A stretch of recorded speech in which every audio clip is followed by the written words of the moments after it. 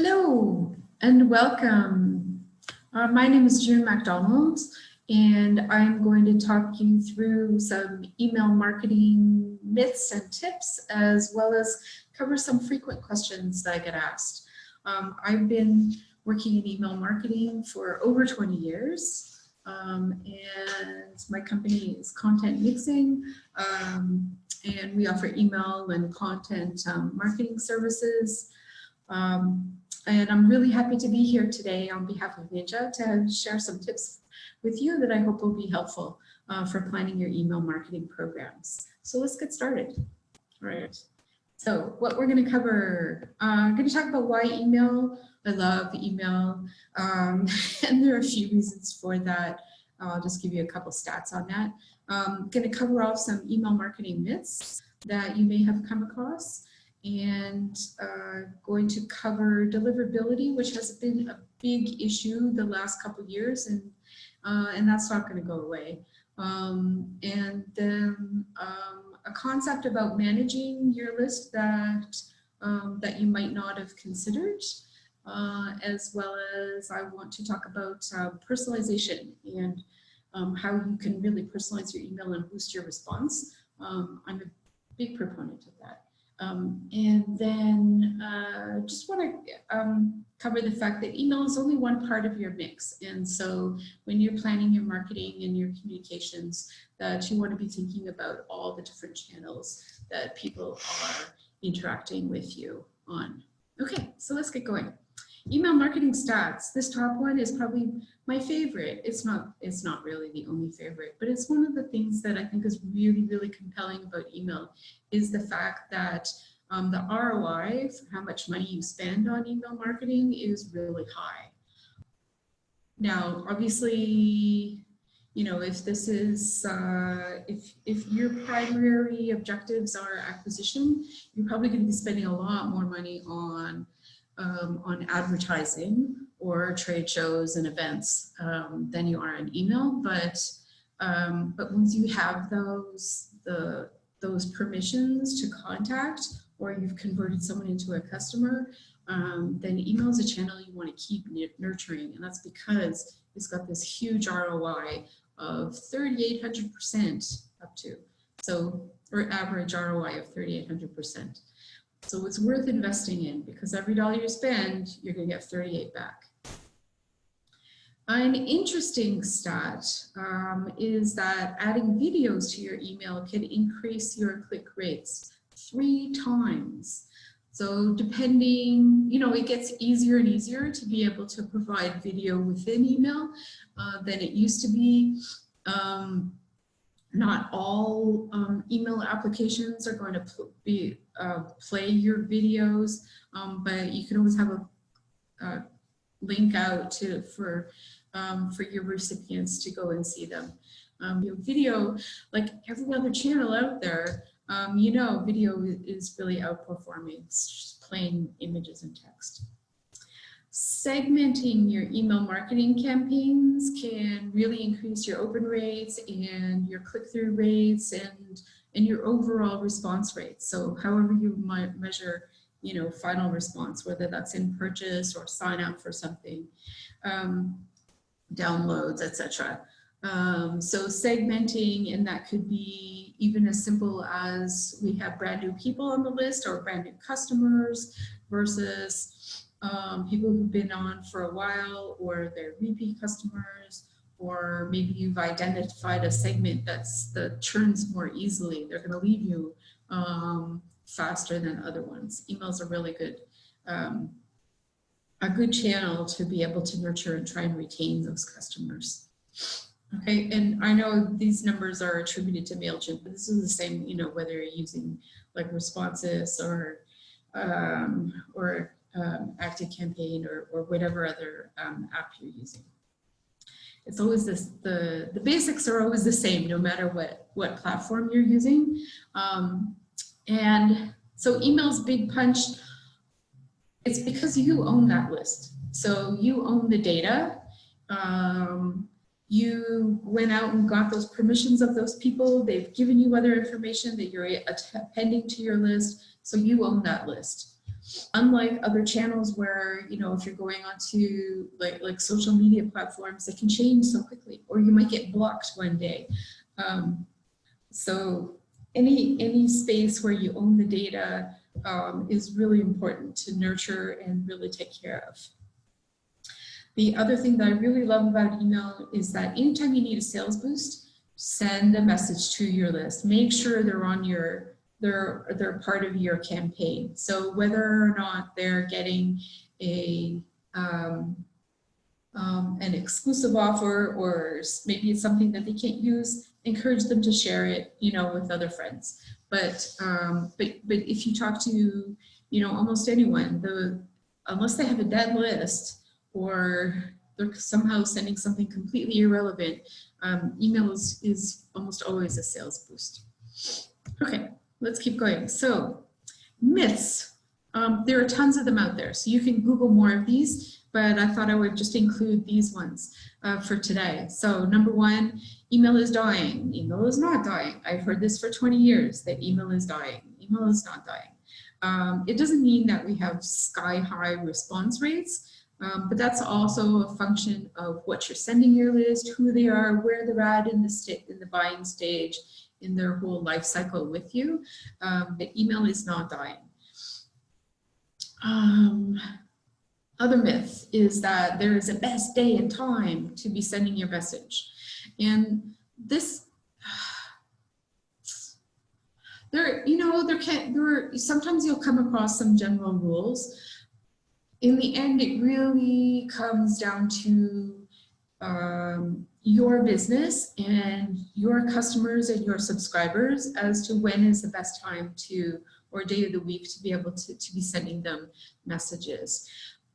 If you have if you are a business talking to other businesses, then sure, probably the best day and times are, you know, during the work week.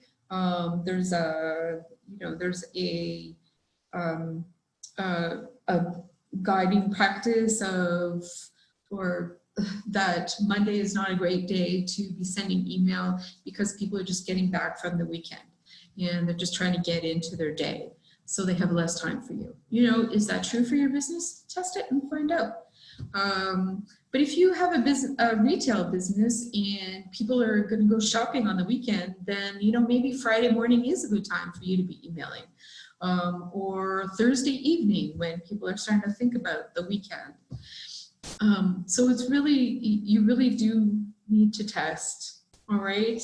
And anytime, I always say test, but anytime you're going to do a test, make sure that you're able to track it. You're not just looking at your email and your opens and click-through rates. Make sure that you can track all the way to the sale, or all the way to whatever it is, this end goal that you have. Really, you know, it's worth spending some time testing and then measuring all the way through. I did a test really early on in my email marketing days, testing long and short copy. And so it was I was working for a book retailer. And so this was a new cookbook. So I sent a message which was very, you know, it was fairly short and sweet, and sent people off to, you know, to find out more on the website. Much better opens and click-through rates than the other message I sent, where it was fairly long. It included the text of a full recipe within the email. But the purchase rates on that longer email were so much higher. So in terms of the end response goals, that was just much better response, much better return on investment was sending that long message. So you really do have to test. And same with when it comes to images and text. So this has changed, because for a while we were trying to be really fancy and include a lot of images. And so you may have seen that you're starting to see more images, more messages that are mostly just text, or they might have one image and that's it. And so that's partly driven by the fact that over half of your email is being looked at on a mobile phone. So you don't want to be overloading. Obviously, phones these days and bandwidth, network bandwidth, you can have messages that are heavier, a bigger message, so like they just have a lot more stuff in them, so they're just not small messages. But honestly, I think it's still driven by the fact that people, you know, if they're looking on a phone, they need to be able to load really fast, and the fact that I don't know, we always talk about being time starved and you know, we're on the go and everything, so it needs to be quick. So you're seeing, yes, that images are being used less frequency. You can get higher response rate if it's more just text. All of this, to me, leads to the fact that you have to think about people. You have to think of it as not a mass communications channel. It really drives me crazy that people use the word blast for an email campaign, because you shouldn't be blasting anything out. That means it's like you're sending the same thing to every single person. And honestly, these days people expect more, and the results, like the stats bear this out, is that the more you can segment or personalize your message, and make it feel one-to-one. Remember, it's an inbox. This is still a very personal space that you're communicating in. It's not a billboard. It's not, you know, it's not just a web ad, like a web ad on a website. It's in their own email, in their own inbox. So really think about, you know, what you're sending, and the time, because that's what people are giving you. They're giving you their time, and so you don't want to squander it and tell them, "Oh, I don't care about your time," by going ranting on and on in emails. Now, that said, it could be that in your business, having big, long, ranty emails or really long, rambling ones, maybe they work really well because maybe they convert. You know, you're talking to an audience that, that's kind of my theory these days with some of these marketing expert messages. They just go on and on and on. And I don't have that kind of time. So I'm like scrolling. So let me get to what you're trying to tell me. And so I would never do that in a B2B business. And for a lot of businesses, it doesn't make sense. That doesn't mean that long content doesn't make sense, but not these, you know, 10, 20 pagers. Now, you know, it depends on your business, and you need to test it. Okay, so where was it going? I was talking about images versus text, and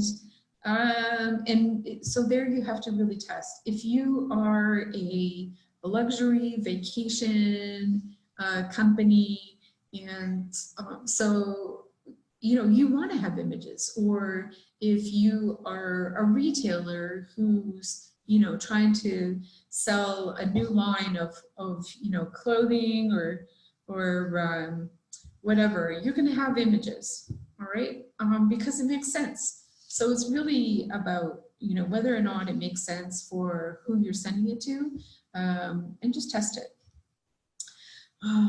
So this next myth about higher frequency equals higher subscribes.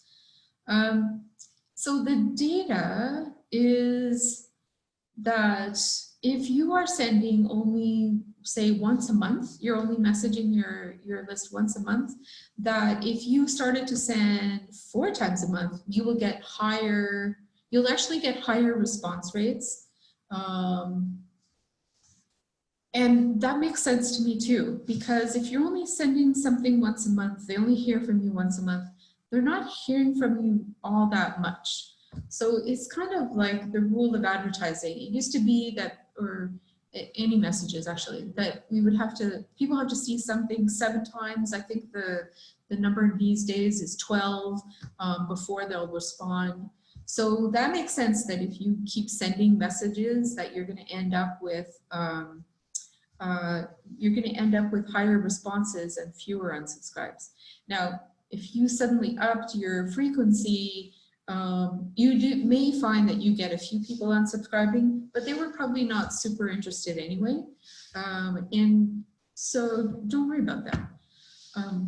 I will talk about that again. But don't be messaging people every single day or twice a day if it's not relevant for them. You will see higher unsubscribes.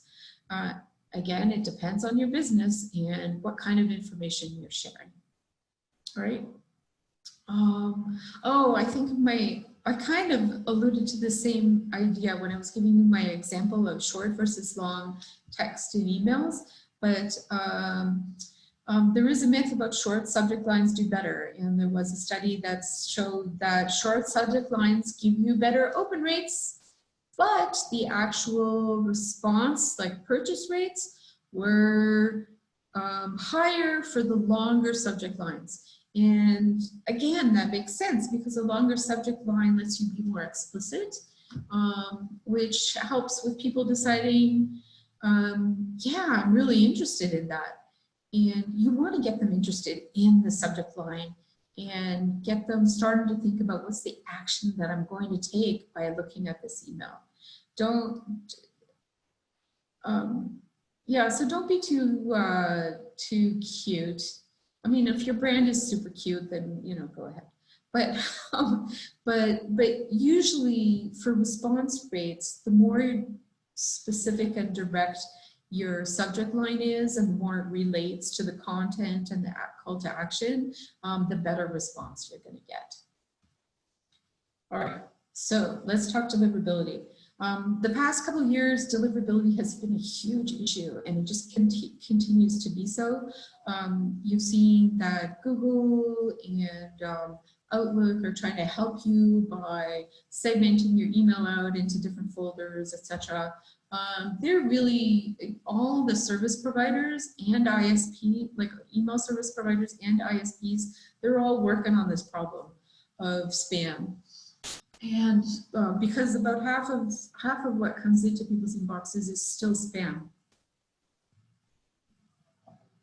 And the algorithms that that they use to try and block it out and put, you know, feed things into your spam folder. I mean, you'll see, you could be constantly, I know I've done this, is that I have to constantly go and check because things that I have subscribed to and even sometimes read regular, not quite, but you know, if I'm engaging with that email regularly, I'm hoping that it's going to end up in my inbox and not my spam folder.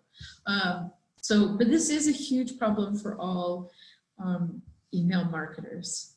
Okay, so there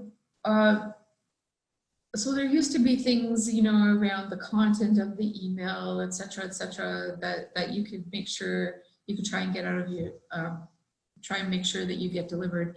But really the number one thing these days is sender reputation.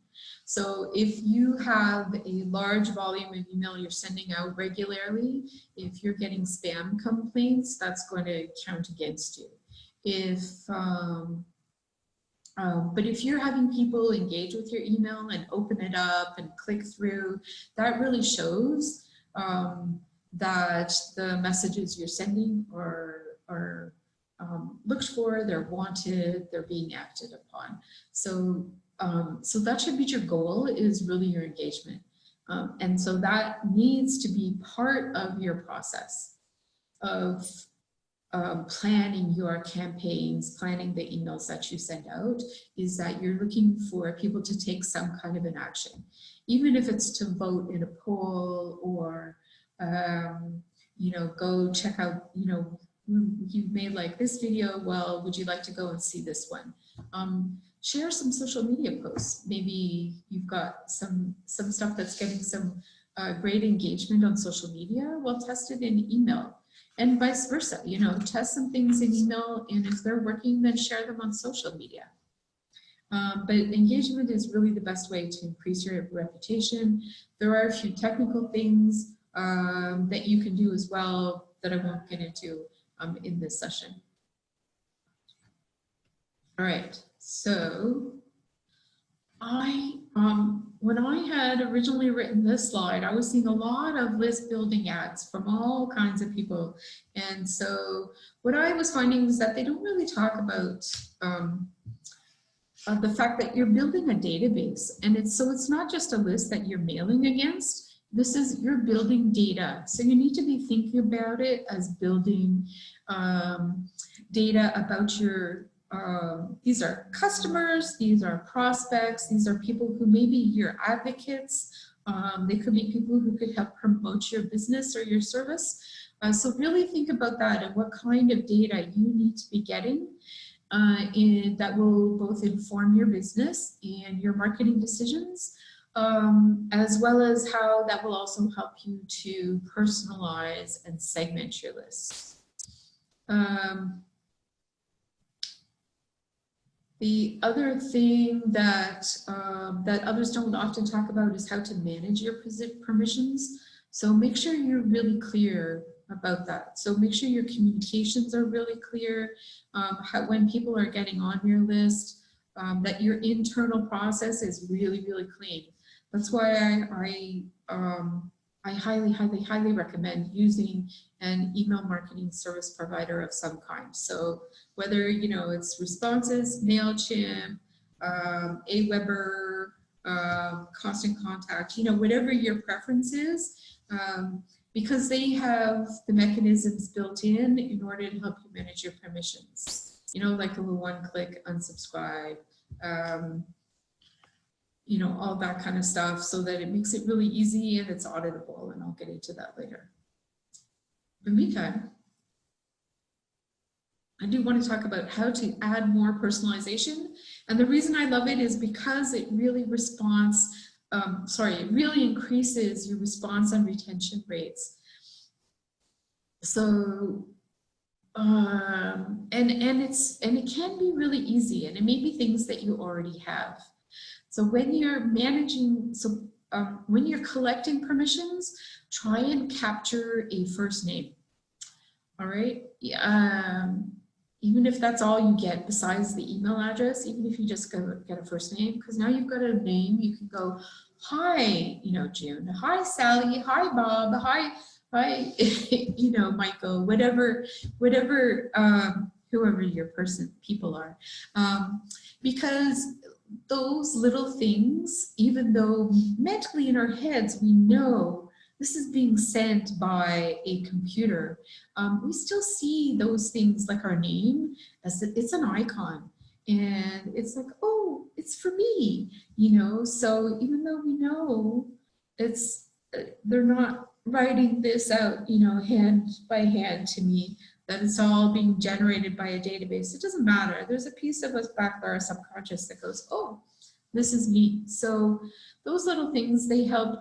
They also help it to feel like it's not, you're not communicating, you're not being communicated to by a machine or a corporation, that there's a person behind it. And the more you can make it look like your messages are coming from a person, the better. And that could be through the tone that you use. Do you use some kind of a signature font to sign off on? Again, we know that that's not real, but it doesn't matter. It makes it look like a person touched it. Anything you can do to make it look like a human being touched it is great. Other ideas for personalization, it could be that your company is national, or it's state or province-wide, and you have locations in different cities. Well, maybe the image that you show is the location that's closest to the person who got your message. And having that info will make it easier if you want to go and segment later and you've got a special deal or a special event that's close to them, that you can, that you'll be able to do that because you captured that information. Okay, so when you're thinking about personalization, because you want to increase your response rates and your engagement, think about where you can start. Start right at your welcome message. So how did this person actually get on your list? Did they attend a webinar? Did they come visit you at a trade show booth or at an event? Is there somehow that you can what information can you gather from how they joined your list that you could then tweak the welcome series that you set up and send to them? Is your business one where you need to be able to know what people are interested in? Do you have products that are for adults and for children? So do you have, are they parents? Or even if you're a soap company, you know, if someone really, like I really like glycerin soaps, I don't know why, but I just really like them. And so maybe some people have allergies and you can read things out, or you can simply ask them, what are your favorite scents? You know, do you love lavender? Some people can't stand it or are allergic to it. Or do, you know, are these people, do your people love, you know, things that are a little more herbal, or, you know, herbal versus floral, those kinds of things. What kind, like if you offer classes, are people interested in classes? So those are things that you can start to collect through preferences, and that could be, maybe it's part of your welcome series is to collect some of that information. So they've signed up, they've given you their first name and their email, and then you say, hey, what can, you know, help us deliver stuff that means something to you. You know, tell us what some of your interests are. All right. Yeah, so really think about the, you know, the channels, how people interact with you. You could also be personalizing based on the actions that people take. So if you're able to track from your email click through, you know, what things people are interested, where do they go on your website? Are you able to append any info from your social media so that you know they're really, you know, active on one channel versus another? Or you could be thinking about the sales journey or the customer journey. So if it's a pre-sales journey, you know, where are they? You know, journeys can really zigzag, but there are going to be key pieces of information that people need, or decision points that help them to go on one path versus another. So how can you, you know, use that to personalize what you're sending? All right, so no email session would be complete without a little talk about spam legislation. And I am not a lawyer, so this is not legal advice, but I'm recommending that you get some legal advice and really look at the data that you're collecting. What do you need versus you don't need? And can people easily unsubscribe from your list? So the requirements, so most spam legislation, or anti-spam legislation, sorry, requires that you have an opt-in and not a default opt-in. So you can, and whether or not that's true where you are now, everything is moving this way, is that people have to, you need to let people explicitly say, yes, I want to get this. And then they know exactly what they're going to get, and that they can unsubscribe at any time. And why people try and hang on to subscribers who don't want to be there, I have no idea. Just let them go. They're not going to help you at all. They're going to bring your stats down. They're going to potentially be complaining when you send them messages. So just let them get off your list and, you know, move on and focus on the people who really want to be there. On your emails, you want to have a physical address. You've got that unsubscribe link. You've got a potentially also, sometimes you have to have some kind of a contact method, whether that's email or phone or mail even, so that people can get off your list. All right, and most of these legislations are also requiring that people can audit how they got on your list. So you, as the email marketer, you need to be able to show, well, this is how they did get on our list. So it needs to be audible and audible opt-in. So if you got asked, I'm based in Canada, so we have a privacy commissioner, and complaints that go to the privacy commissioner, if they get enough of them, they will go to the company and say, hey, Show us how these people are getting on your list. This person here complained. How did they get on your list? All right, and you need to show that they opted in specifically. That's another reason for letting people go if they don't want to be there. All right, but following these rules just makes you a better email marketer, because you're going to be more conscientious about collecting permissions, reminding people why they got on your list on the first place, and by following the rules, you're wanting to make sure people want to be there, and that's just going to increase, that whole mindset is going to increase your response rates. All right, finally, I wanted to talk about the fact that email is only one part of your marketing mix. So don't think of it in isolation. All right. Actually, what a number of companies are doing now is they're starting to think of email and their email database as the hub. That's the source, right? Because you've got your email address, which is your one verifiable piece of identification that belongs to one person. And so any other pieces of data that you come in, they're going to get appended to that email address. And so you're starting to build a profile of people. And which you might be able to append, like maybe you'll have campaigns to get some data out of your folks on social media, and start to cross-pollinate, right? Like, because one needs to work with the other. The more that you have one channel working with the other channel, the greater the impact. So if you have a campaign going out, you're going to announce it on email, you're going to announce it on social media, you're going to have a blog post. All of those are going to reinforce whatever end goal you have. But you could also be using it to help feed your email list, feed visits to your website, because that's also where you're going to have more of your content and more info about your products. And then likewise with social media, maybe you have a social media campaign or a post that's done really well and you want to share it, like share it on email.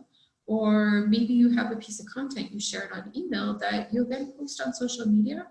And maybe those all are on your website or they were driven by your blog, but you've got this whole virtuous circle, right? That's working together.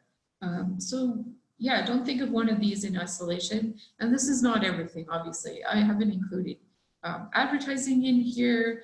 And certainly these days, messenger marketing is getting, messenger and SMS are becoming more popular. So you want to include those in your mix as well, and plan them out. It's getting more complicated, but you know, it's also exciting. And email is like the backbone. I always see it as, I see it as a backbone because it's one-to-one and it's got data, and it just works. All right. So that's it for me. If you want to reach me, June at Content Mixing, and thank you to NYNJA, and I hope to see you again soon.